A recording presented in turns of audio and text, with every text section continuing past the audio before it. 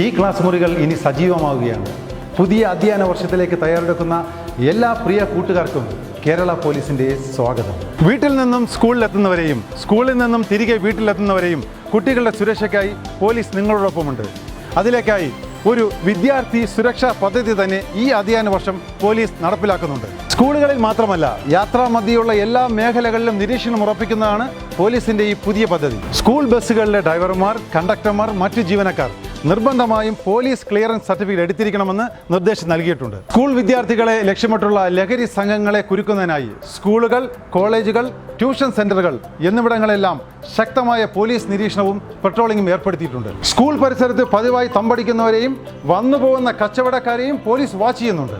സ്കൂളുകളുടെ പരിസരത്തുള്ള കടകളിൽ ലഹരി വസ്തുക്കൾ വിൽക്കുകയോ സൂക്ഷിക്കുകയോ ചെയ്യുന്നുണ്ടോ എന്നറിയുവാൻ പോലീസിന്റെ നിരീക്ഷണം ഏർപ്പെടുത്തിയിട്ടുണ്ട്. ലഹരി വിൽപ്പന സംബന്ധമായ എന്തെങ്കിലും വിവരങ്ങൾ നിങ്ങൾക്ക് ലഭിക്കുകയാണെങ്കിൽ നിങ്ങൾ ഉറപ്പായും 112-ൽ വിളിച്ചറിയിക്കുകയോ യോദ്ധാവ് വാട്സാപ്പ് നമ്പറിൽ മെസ്സേജ് ചെയ്യാവുന്നതുമാണ്.